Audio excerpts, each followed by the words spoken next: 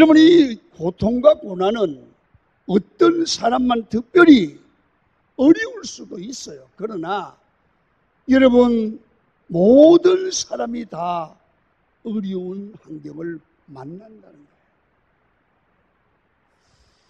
그래서 고통은 가볍고 특별히 쉽거나 편하고 여러분, 그리고 이 당하기가 쉬운 그런 고통은 없는 겁니다.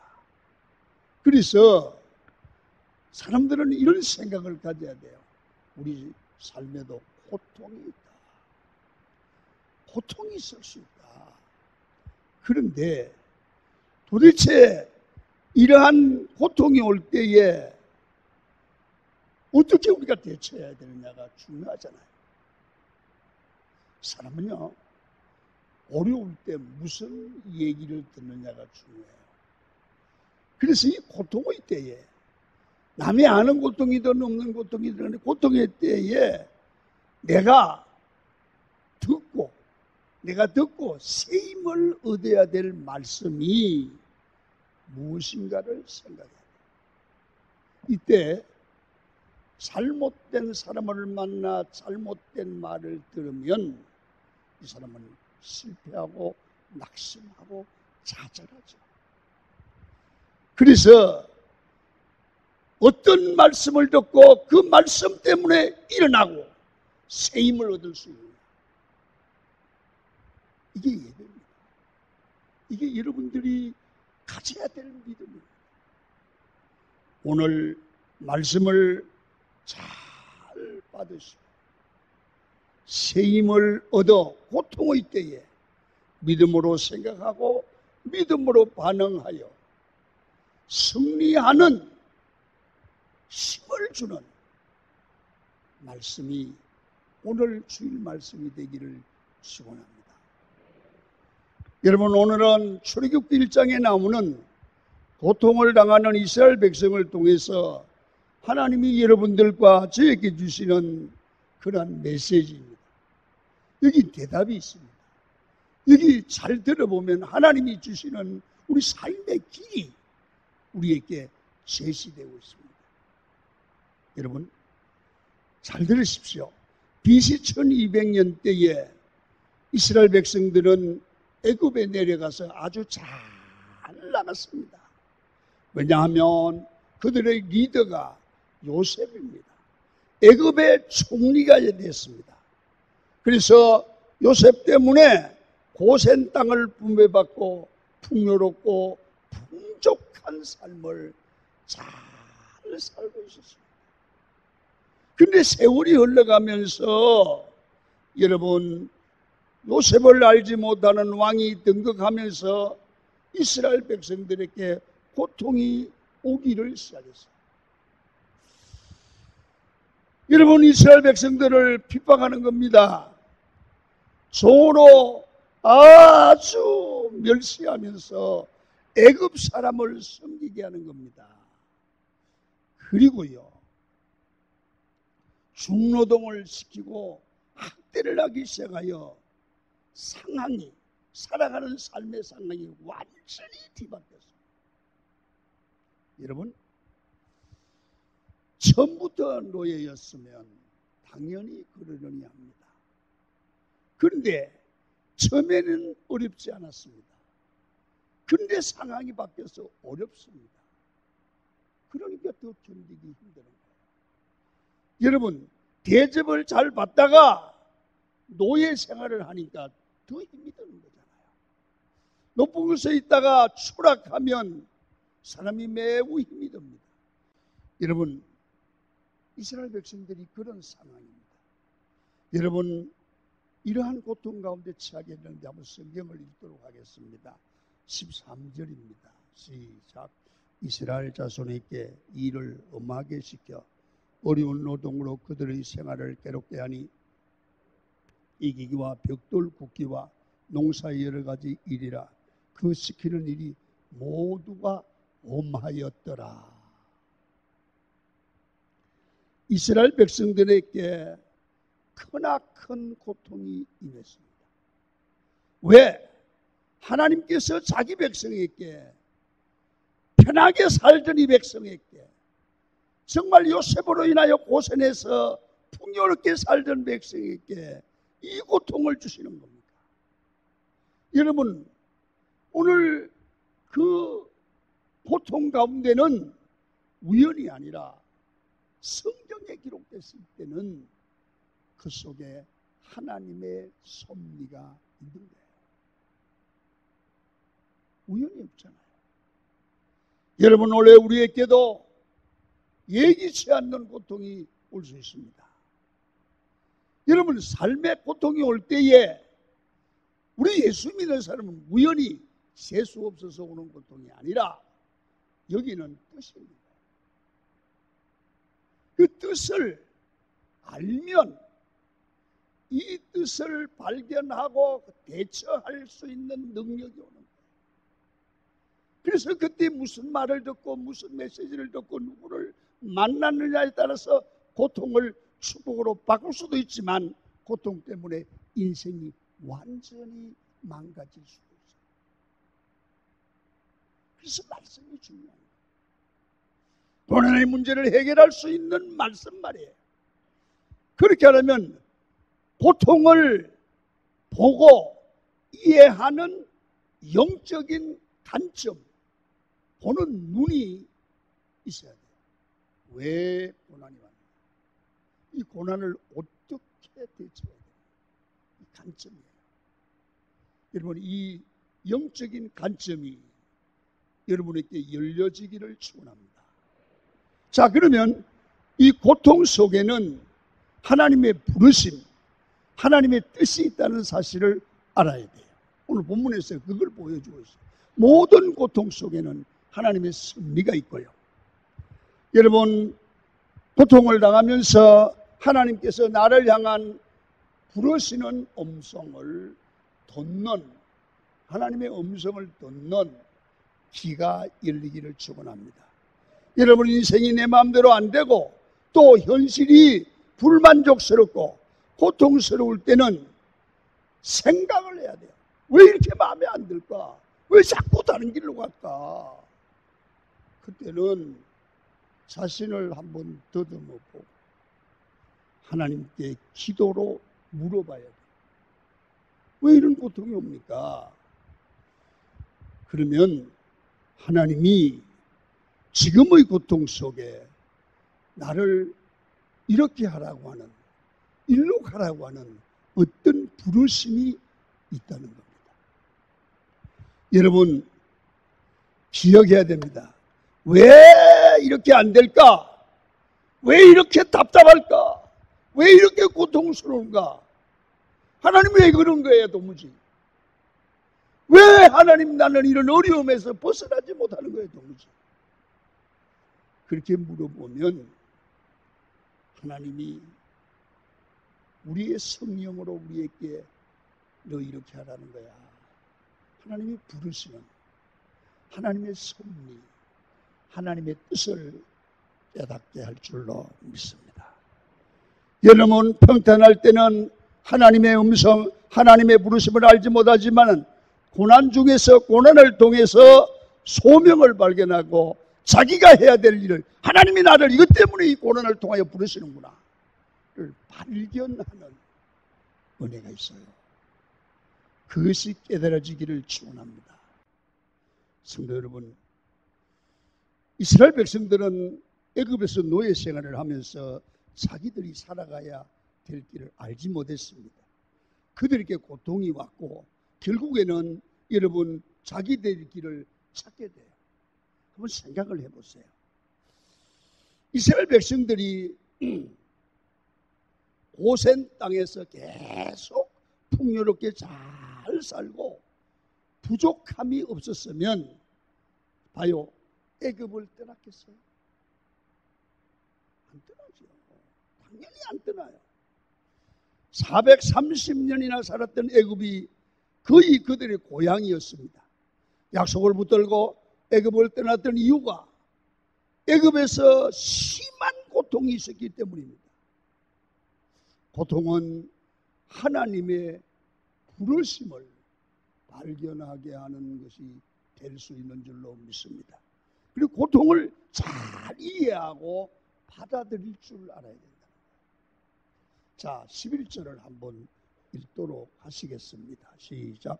감독들을 그들 위에 세우고 그들에게 무거운 짐을 지워 괴롭게 하여 그들에게 바로를 위하여 국고성 비돔과 람셋을 건축하게 하니라. 고통이 너무 심했습니다. 그래서 애굽에서 떠나고 싶어 하는 겁니다. 12절을 봅니다. 시작. 그러나 학대를 받을수록 더욱 번성하여 퍼져나가니 애굽 사람이 이스라엘 자손으로 말미암아 근심하더라. 그런데 신기한 것은 그렇게 학대를 하고 그렇게 힘들게 하는데 이스라엘 백성들은 더욱 번성해 가는 거예요. 학대를 받으면 번성이 안 돼야 되는 게 맞는 거예요. 근데 번성해 가는 거예요. 여러분, 우리의 인생에도 가만히 기도하면서 자세히 고찰해 보십시오. 고난과 어려움과 고통이 있습니다. 그런데 이상하게 고난과 고통이 올수록 우리는 하나님께로 가까이 가요. 고난과 고통이 올수록 내 삶이 더 깨끗해져요. 고통이 있는데 기도가 더 잘 돼요. 영이 살아나요. 하늘의 소망이 생겨요. 영성이 강해지는 줄로 믿습니다. 고난이 올수록 예배의 감격을 체험하게 돼요. 살아계신 하나님을 경험하게 돼요. 어떤 고난도 이길 수 있는 힘이 생겨지는 거예요. 여러분, 기억해야 됩니다. 여러분, 왜 그렇습니까? 하나님의 섭리의 손길이 있기 때문입니다. 뭔가 공격과 압박은 당하는데 마음의 평안과 내 안에 신앙의 확신이 있습니다. 환경의 문제는 커지지만 내 신앙은 자라고 성숙해지고 또 이길 수 있는 능력이 있으면 하나님의 섭리의 손길이 있기 때문이 아니겠습니까? 바로왕이 친절했으면 이스라엘 백성들은 애굽에서 나오려는 마음을 먹지 않았습니다. 바로왕이 핍박하고 벽돌을 만드는데 지푸라기를 주지 않고 아기를 낳으면 죽이는 겁니다. 먹을 것도 주지 않아 지긋지긋하게 되니까 애굽에서 못 살겠다. 그래서 하나님의 백성이 출애굽을 꿈꾸게 되고 기도하게 됩니다. 하나님께서 우리에게 고통을 통해 주시는 메시지가 있습니다. 지금 앉아있는 자리, 여러분 안주하는 자리, 죄악의 자리, 신앙을 떠난 자리를 이제는 떠나라는 거예요. 그렇게 살지 말라는 거예요. 어떤 의미에서 애굽왕이 친절했으면 그들은 영원히 노예했을 겁니다. 고난을 통해서 하나님의 뜻을 발견하고 출애굽이라는 큰 역사를 만들어냅니다. 여러분, 누가복음 15장에 보면 탕자의 모습을 보게 됩니다. 여러분, 탕자가 내용을 아시잖아요. 실패하고 돼지가 먹는 돼지 지엽 열매를 먹고 사는데 나중에 가니까 돼지 지엽 열매도 주는 자가 없는 거예요. 이 고통 중에 최고의 고통에 이르는 거예요. 잘 보세요. 돼지밥을 누가 계속 주었으면 이 사람은, 이 탕자는 평생 돼지밥 먹고 살다가 돼지처럼 살다가 인생이 끝났어요. 그런데 돼지밥을 주는 자가 없는 거야. 너무 배가 고픈 거야. 너무 고통스러운 거야. 그래서 아버지를 생각하고 아버지를 찾을 생각을 한 거야. 세상에서 제일 불쌍한 사람은 누굽니까? 돼지 지엽 열매가 끊어지지 않는 인생입니다. 여러분, 세상에 더러운 것들이 먹고 살만해 끊어지지 않으니까 거기서 그렇게 살다가 인생을 돼지처럼 살다가 마치는 거예요. 그게 끊어져야 아버지 집으로 가요. 하나님께서 복된 인생을 만들기 위해서 탕자에게 돼지밥마저 뺏어가 버립니다. 그래서 탕자가 돼지처럼 사는 인생에서 벗어나 부잣집의 아들로의 자리를 회복하게 되는 겁니다. 이게 교인입니다. 세상에 돼지처럼 사는 인생을 끌어다가 그들이 고난을 통해서 하나님께로 나와 하나님의 자녀가 되는 거 아닙니까? 우리 삶의 고통을 그렇게 이해하셔야 합니다. 내가 지금 돼지 우리의 삶에서 방황하고 있다면 하나님께서 고통을 통해서 고난을 통해서 우리를 돼지 우리 같은 삶에서 벗어나 하나님의 자녀의 삶으로 인도해 가는 거 아니겠습니까? 이스라엘 백성들이 노예로 있었는데 혹독한 노예 생활을 합니다. 그 때문에 출애굽할 마음이 생겼다는 거죠. 우리가 고난을 당할 때 이러한 관점에서 하나님의 말씀을 깊이 생각해야 됩니다. 물론 100%에서 그런 것은 아니죠.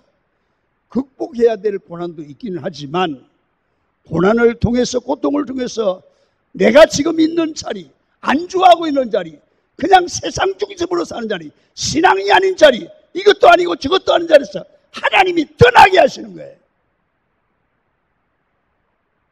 여러분, 합력하여 선을 이루시는 하나님이잖아요. 여러분, 원래 고난을 다가오죠. 고난이 다가올 때 고난을 보시는 시각이 바꿔야 돼요. 그 고난을 극복해 나갈 수 있는 말씀을 오늘 이 말씀으로 삼아서 하나님의 부르심을 잃는 여러분이 되기를 축원합니다. 한 가지 메시지가 또 있어요. 우리 삶에 고통이 오면 하나님이 무조건 기도하라는 뜻이에요. 하나님께서 우리에게 고통을 왜 주시는 겁니까? 기도하라는 거예요. 이스라엘 백성들이 중노동을 할 때 고통만 당하고 울기만 한 게 아니에요. 고통을 당하니까 그들은 기도하기를 시작했어요. 성경을 봐요. 출애굽기 3장 7절이에요. 시작. 여호와께서 이르시되 내가 애굽에 있는 내 백성의 고통을 분명히 보고 그들의 감독자로 말미암아 부르짖음을 듣고 그 근심을 알고. 고통이 너무 심했어요. 그럴 때 이스라엘 백성들이 고통이 심하니까 부르짖는 거예요. 여러분, 예레미야 33장 3절입니다. 시작. 너는 내게 부르짖으라. 내가 네게 응답하겠고 네가 알지 못하는 크고 비밀한 일을 네게 보이리라. 고통의 시간에 가장 먼저 해야 될 일은 기도하는 거다. 그런데 기도하면 오늘 본문을 말씀은 내가 알지 못하던 답이 하나님으로부터 온다. 하나님으로부터 온다. 여러분, 참 묘한 것은 기도하기 전에는 이렇게 풀릴 줄 알았는데 기도하면 그 길로 가지 말고 전혀 다른 길로 인도하는 거예요. 여러분, 내가 알지 못하는 크고 엄밀한 길을 내게 보여주시고 하나님의 방법으로, 내 방법이 아니라 하나님의 방법으로 일을 이루어지는 거, 만들어 간다는 겁니다. 그러니까 이런 거예요. 기도할 때 내가 생각하는 이 길이었는데 하나님은 전혀 다른 더 좋은 길로, 새로운 길로 인도하더라는 거죠. 그러니까 이스라엘 백성들이 오도 가도 못할 때 홍해라는 새로운 길을 여는 겁니다. 여러분, 고통 때문에 간절히 기도하다가 누구도 보지 못했던 하나님의 길을 보게 되고 하나님의 일하심을 경험하게 됩니다. 그래서 고통의 시간은 기도해야 되는 시간이고 기도의 시간은 새로운 길을 하나님의 도움으로 열어가는 놀라운 축복의 길이 될 줄로 믿습니다. 여러분, 삶 가운데 고통이 있으십니까? 기도하십시오. 기도하시기를 축원합니다. 그러면 길이 열리게 될 줄로 믿습니다. 하나님이 도와주실 줄로 믿습니다. 내가 생각했던 것보다 더 좋은 길, 새로운 길을 하나님이 열어주실 줄로 믿습니다. 여러분 보세요. 신약에 오면 예수께서 부활하시고 11 제자를 남겨두시고 성천하시면서 제자들에게 사명을 주십니다. 여러분 마태복음 28장 19절입니다. 시작. 그러므로 너희는 가서 모든 민족을 제자로 삼아 아버지 아들과 성령의 이름으로 세례를 베풀고 하나님께서 제자들에게 주신 예수님께서 제자들에게 주신 사명이 여러분 복음 온 세계에 가서 복음을 전하고 제자 삼으라는 거예요. 여러분 예수님의 11명의 제자들 얼마 전까지 예수님 십자가 지신다고 했을 때 사명을 버리고 도망쳤던 사람들, 부인했던 사람들, 여러분 무식한 어부들, 오합지졸들이 모였습니다. 이 사람 가능합니까? 여러분 생각해 보면 말이 안 되는 겁니다. 자기 혼자 자기 신앙생활 유지도 안 되는 사람입니다. 여러분 이 사람들을 통해서 세계를 복음화시키라는 거예요. 예수님이요. 말도 안 되는 거예요. 자 봐요. 사도행전 1장 8절을 읽어요. 시작. 오직 성령이 너희에게 임하시면 너희가 큰 능을 받고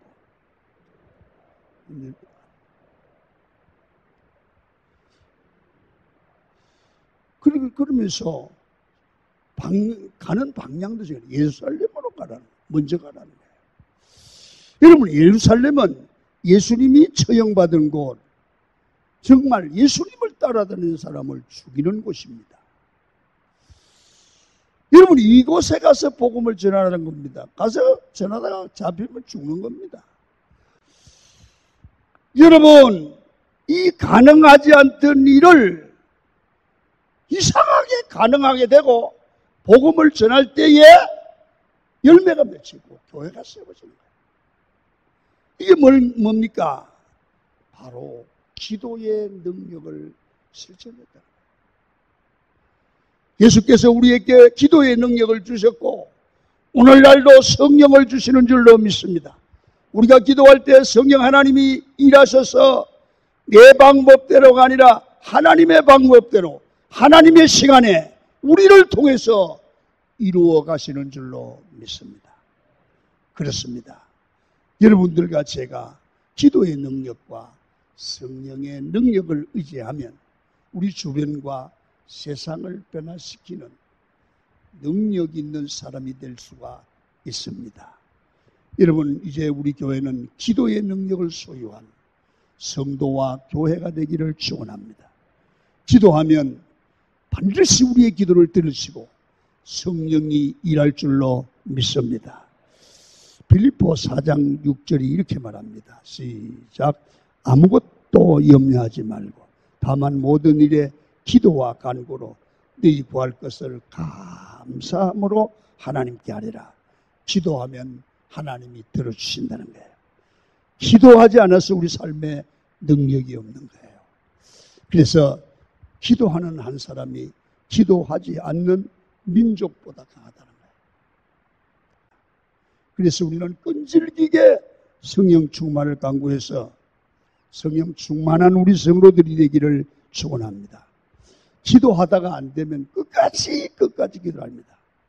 여러분 지금은 고난과 고통이 영속되는 때입니다. 이때 우리가 해야 될 일은 뭡니까? 여러분 하나님의 부르심을 읽어야 됩니다. 하나님이 나를 왜 고난을 주실까? 왜 내게 고통을 줄까? 왜 사업이 안 되게 할까? 왜 내게 병이 있을까? 하나님의 음성을 들으십시오.